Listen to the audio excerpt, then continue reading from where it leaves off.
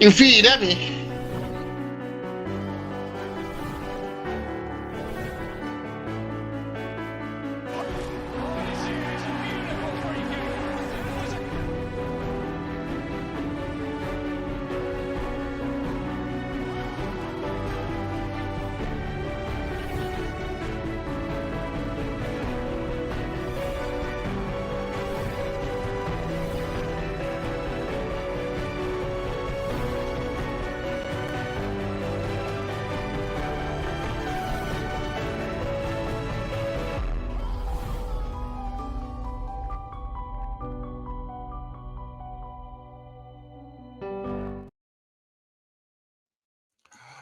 Hello, everybody, and once again, welcome to Fancy Football. And we'll be talking Ivory Coast, DR Congo. Oh my God, the Ivorians have been riding their luck in this AFCON after narrowly qualifying for the round of 16. It was, I think, the Ivorian story is a fairy tale, really fairy tale. Their story is something that should be behold. To laugh in some cases and sometimes to cry if you are a fan of the Ivorian national team. To be the sport,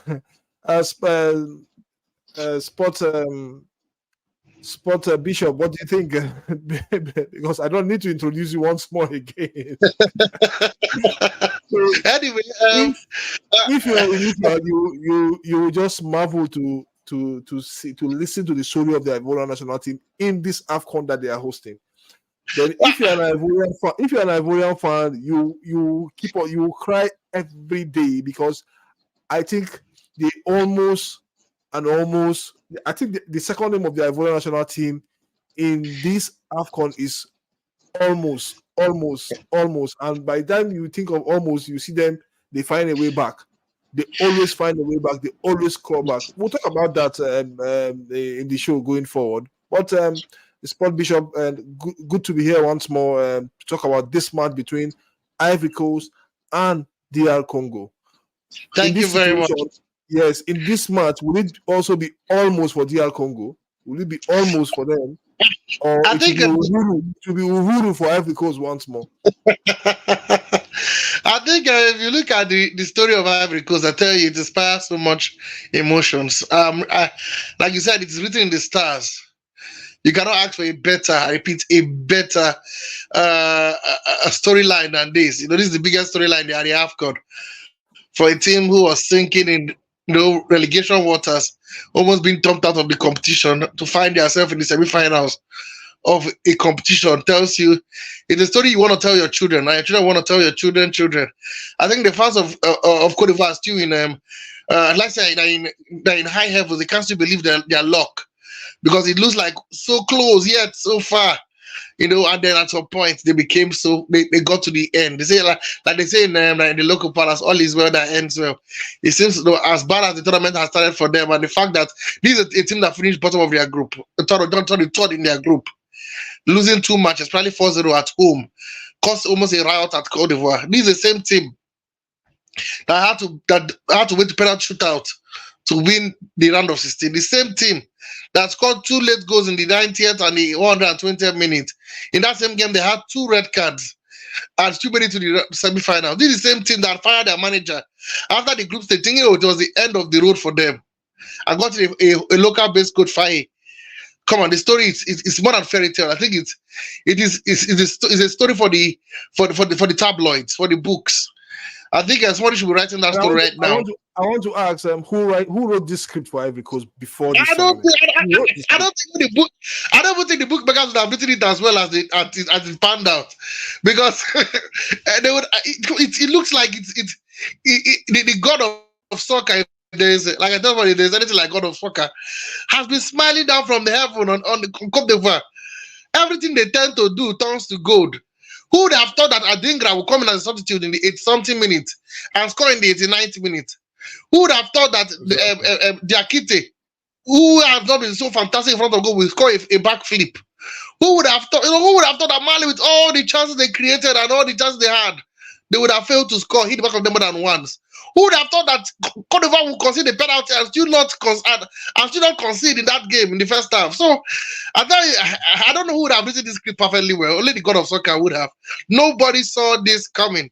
Not even me. I thought, okay, if they escaped Morocco, they would have been dumped out by Mali. But I tell you, Mali has been dumped out, have been sent back, and they are still marching on. So I think there's anything that Jack should be fearing is the fact that it looks like the God of soccer is smiling at them. Apart from we look at the tactical performance and how well he could play, but it seems Lady Luck could be sitting in the dressing room of the Cote d'Ivoire. She could not be there smiling at the coach, fine, and saying, "Oh, my son, let's go on this jolly ride." So that is something that we should watch it. They have to be immaculate if they have to send home the elephant of Cote d'Ivoire, the host of this competition. Okay, I think at the end of this tournament we will look back at the Ivorian story and maybe something we can really do a short documentary about after the Nations Cup. We'll see what will happen at the end of the day. Okay, quickly let's go into the match. The match proper is Ivory Coast versus DRC. Let's look at the preview of the match, team news, and predictions and odds at the end of the day, and let's see where the pendulum swing. Will it once more swing to the side of the Ivorians, or will the pendulum stays with the DR Congo? Because remember I said something with the DRC, even when they were Zaire, anytime they play Egypt in the knockout stage, they always go on to win the tournament. Will they do it this time around, or will something else happen in this semi-final between the Ivorians and the DRC? Sport Bishop, so what's your take about the setup of the Ivorians? We know now how they set up. We know that they stay in matches for a long time. We know that they don't give up, and we know that until when the referee say it is over, that is when the Ivorians stop playing. So tell us how they will approach this match. I think the new coach seems to enjoy the 4-3-3 formation. He enjoys that setup. But there's a problem like now. I can't really particularly tell you how the team was set up, but I will tell you why. 1, 4 of their players are going to be missing from this competition. 2 for accumulated yellow cards and 2 for red card. The captain Sergio Ria will be out missing. He's not going to be available for this game. The guy, talking about Christian Kwame, also accumulated yellow card, will not be available for this game. And of course, the goal scorer Diakitian and the red card was given a straight red card. Kusunu in that game against Mali, both of them are still out. So I wonder how the coach would he go with the 4-3-3, knowing fully well that these players who have played a pivotal role in the 2 games he has managed as coach of the Ivory Coast national team are going to be missing? Or does he think he has enough firepower in his arsenal to retain the style of football he wants to play, despite losing the quality of players that he's got in the starting level? I think he will likely go with the 4-3-3 formation. I think Singo will come in to replace Sergio Ria. He was the one playing for under Gazette, the former coach of Cote d'Ivoire, before all of a sudden, they were either it was Singo or Auxerre. So I think Singo will play at right back. But at the bites and attack would have to drop. Don't forget the last 2 games, this guy could only come from the bench. Talking about the striker from Dortmund, Sebastian Haller, and of course Adingra. Both of them were out for a while, so they're just coming back. Both of them had to come from the bench, and Adingra, played a pivotal role in the fact that Cote d'Ivoire is still in this competition as we speak to you right now with that 2-pool finish, and the fact that he was fouled for that free kick that was also scored by exactly. So basically, I think the coach will have to now, he will now be forced, because of the suspension and injury, he will be forced to start Sebastian Haller and Adingra. Those 2 players have shown that they are proper players in the attack and they can hurt any team on their day, like we saw what they did last time. And so for me, I think for him, I don't think he will change his formation. It will be lots of change in personnel. But I think a player at the back line, because there will be no Auxerre, Singo, and Nisunu. We want to see whether you want to go with a Willy Bully and of course Ndika, or will he go with a Single at centre back? We've seen him play there before, so wait and see what personnel wants. But I think it'll be a flat 4-3 formation with blazing wingers. Whether it's going to be Nicolas Pepe, who started the last game, or Grandel, the man who is 35 but plays like he's 21. So I think that's what the look like personnel. Will this still stick with it? Because like last time there was no Adingra, there was no Auxerre, there was no Auxerre, there was only Pepe and of course Max Grandel that started the game. So I want I want to see, and he has, for the past 2 games, he has not relatively had a first 11 that is the same. So to me, it's a 4-3 formation. I think he will play, but the problem is I can't really figure out which players we will be starting with because the guy has chopped and changed a lot in the 2 games he's been in charge. Okay, so what we know, what do we know about the DRC? We know that the DRC drew their 3 matches in the group stage. We know that also in the last 16, they also beat Egypt on penalties, so that which means they also drew their last 4 matches before they defeated played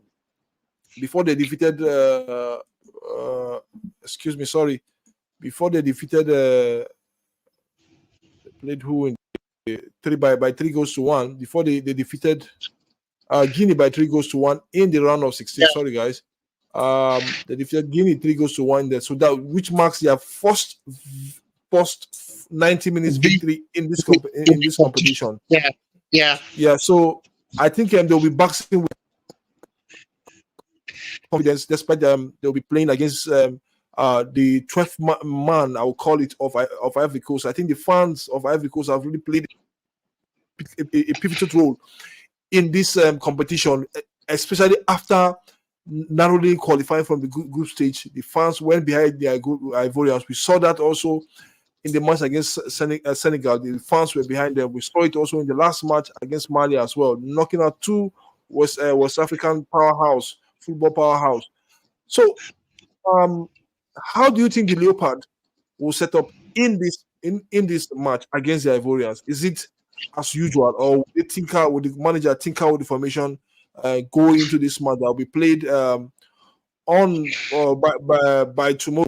That will be 8 p.m. local time, but yes, Wednesday by tomorrow, 8 p.m. local time. Yes, at the Alassane Ouattara Stadium in Abidjan. So, how do you think to set up? I think he has to see. I think DR Congo team has gotten better as the tournament waxed on.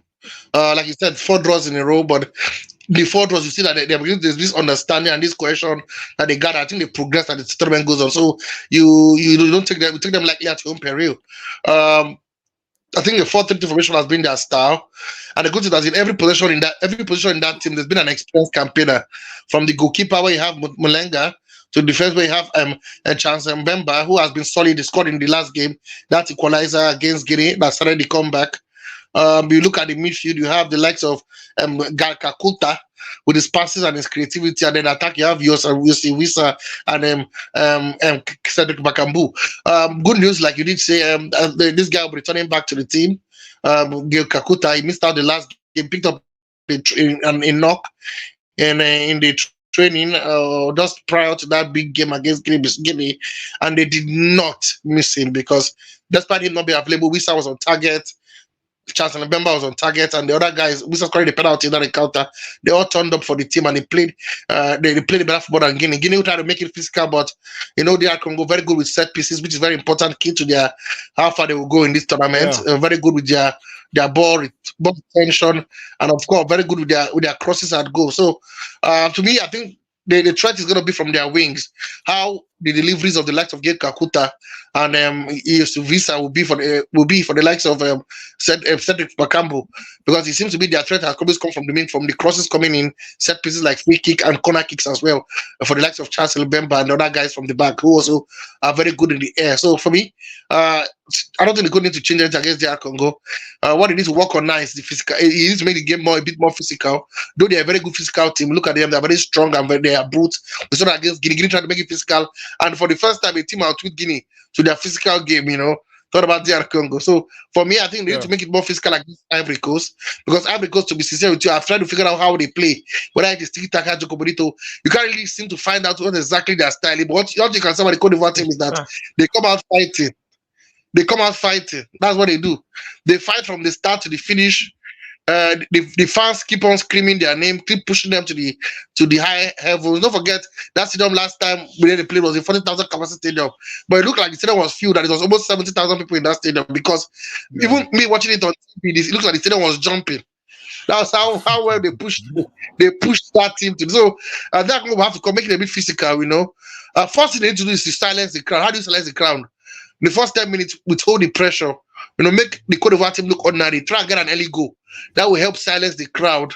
And when you silence the crowd, it's like you're not just winning by a goal today, you're winning by 2 goals today, because by the time it sounds, the crowd is silent, it begins to sap out the energy from the Cote d'Ivoire players, and already you're already taking the lead. So it gives you a launch pad to where they want to be. So for me, it's about them same old.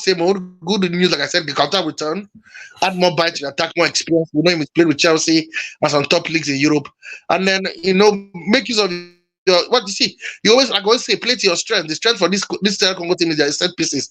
They're very good at corner kicks, very good at free kicks, and then put deliveries in. Cote d'Ivoire will see Aliki at the back, whether it's Willy Boli, whether it's Ndika, whether it's Kusunu. There's one mistake available. They almost got an own goal in the last game against Guinea, against Mali. So there's always a mistake there. I think the only good is that they have a good goalkeeper in Yaya for fun. I talk about Cote d'Ivoire, but their backline is a suspect every other week. So have a go at the backline. When you have those chances, when those mistakes are made, do utilize it. Because I tell you, Cote d'Ivoire, I don't seem to find out how they play. Yes, they play 4-3, but it's more or less fight. And they play like in Chelsea of under Monsoborio when they won the league the first time ever. Where I couldn't find out what style of play is Chelsea play, but the Chelsea are winning games. They turn it into a fight, into a battlefield instead of football. So it's no longer going to be pretty.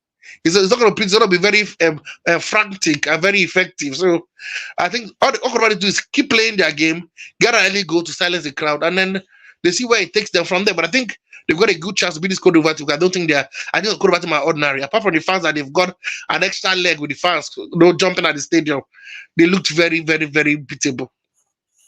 Yeah, they look beatable, and I think they've been beaten. The Equatorial Guinea showed that they could beat the Ivorians. Nigeria also did it as well, but any other side can do it. But the Ivory Coast also showed that never say never until the fat lady sings until the end. Absolutely. So that's it about team news and what we'll be seeing from these two teams. With respect to head to head with these two teams, we know that the Ivorians. I think there's a prediction that the Ivorians will win 2-1 at the end of the day. I think that's bold from the bookmakers. That's bold. Very bold. In 90 minutes, that's bold from the bookmakers. But let's look at these two teams have met a total of 15 times. 6 wins for the Ivorians. Maybe that's why the bookmakers are looking towards that. 4 wins for the DRC and 5 draws shared between these two sides. The Sport Bishop.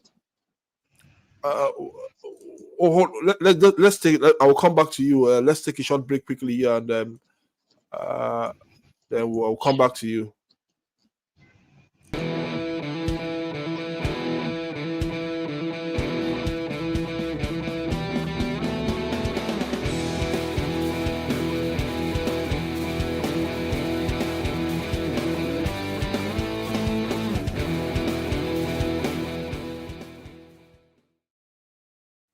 Okay, thanks for staying with us and on Fancy Football. Kindly subscribe to Fancy Football. Kindly hit the notification bell for as we go on live. You receive that notification bell. Whenever we upload the video, you also receive a notification that we have uploaded a video. Share our videos, subscribe. Comment on Fancy Football, and you never fail to miss every moment of Fancy Football. Okay, the advert that just played is for the Nigeria Professional Football League show on Fancy Football. It will be coming up very soon, very, very soon. When I say very soon as the MPFL resumes. The MPFL is currently on break, but they will resume very soon this month. Once they resume, then the show will commence. So, Sport Bishop, before we go into the prediction and the odds and every other thing, just in a minute, can you really tell us how? Because I observed that as matches goes by, the DR Congo side, they seems to, you said so during your analysis, they seems to find this chain between this player and this player, as if they, like I think we made one argument with you. I said football is no longer, it doesn't mean if I play here I play there. What it means is that if you can assemble a team, a very good team, and that good team have an understanding, then the team will flourish. And we begin to see it with the DR Congo. Even despite drawing 3 matches, I see that link Yeah. between player to player, from the keeper to the defender to the defense, from the defense to the attack, from the attack to the midfield. I see that link. So how have the DR Congo coach managed to pull this off?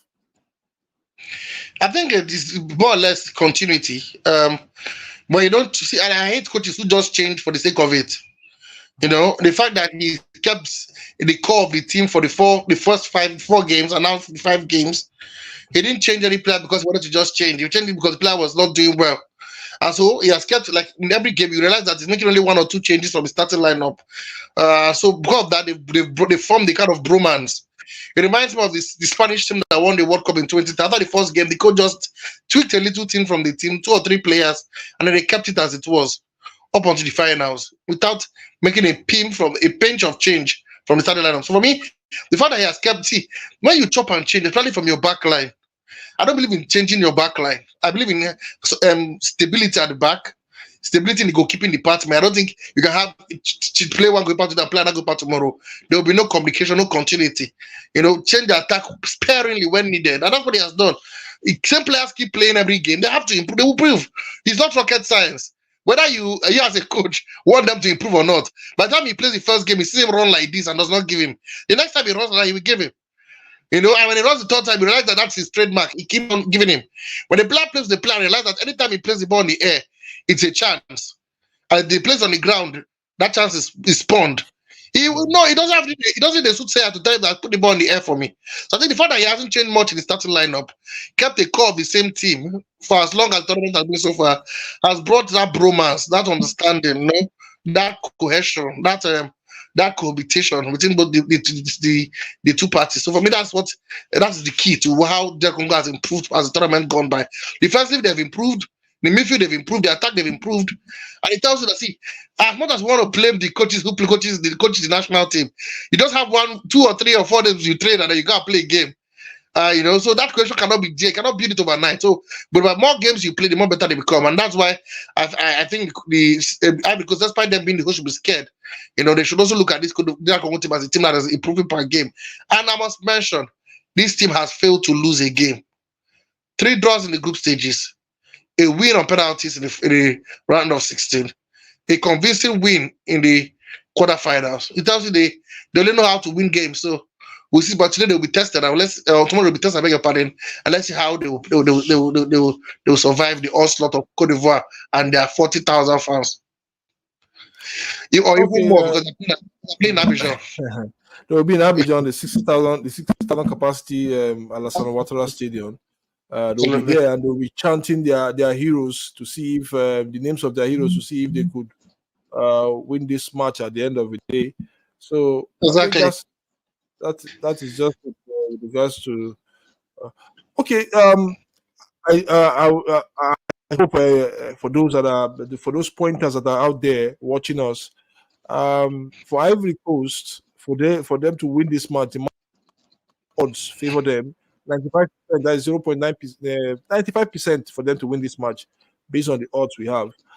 And for the DR Congo, for the Congolese, it's going to be hard for them because seeing these odds, I don't know, but I think football has its own story, like we keep on saying. We see these odds here, and they are being given 35% to win this match, to win the match. So the odds favors the Ivorians. It really favors the Ivorians. If care is not taken, I think it's in favor of the Ivorians for them to win this match. We don't know how they will get the win based on what we've seen so far, but we know that they are a team that fights till the end. Yeah. Let's just take another short break quickly.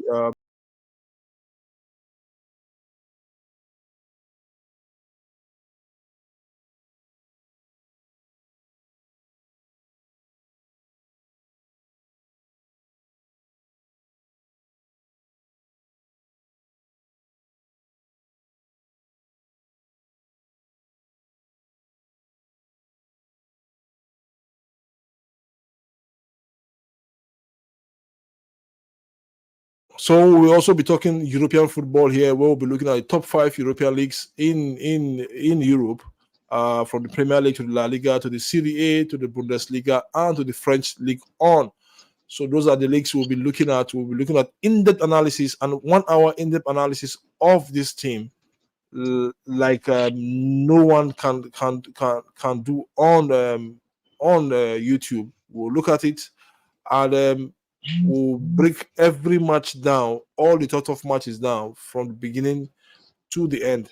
Hopefully, we have time to look at these shows. So kindly join us on Fancy Football to talk European football as well, just as the way we want to talk Nigerian football. Nigerian football is our own.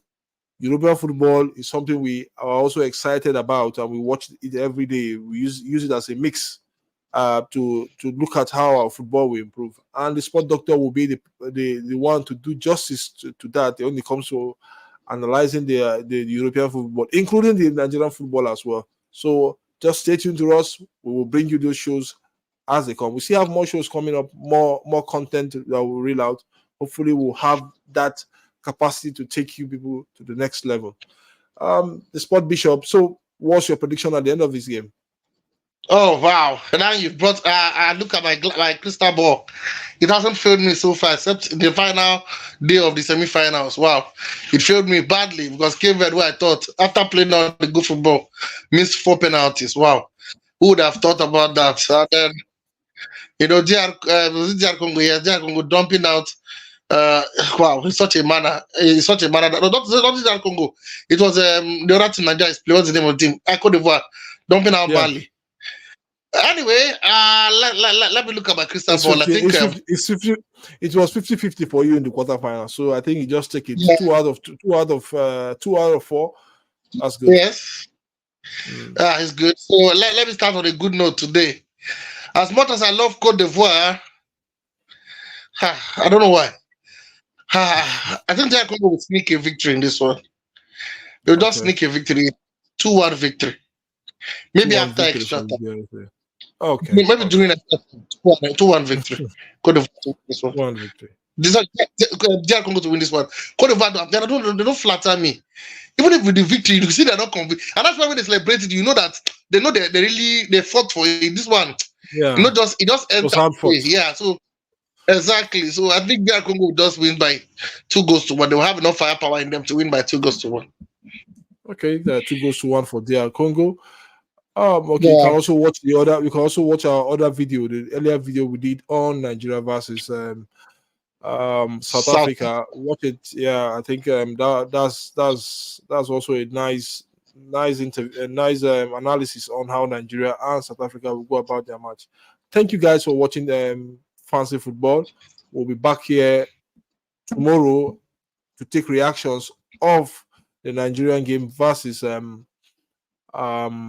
South Africa immediately after the match. Yes, so do kindly join us. And like I always say, always enjoy your day and gracias.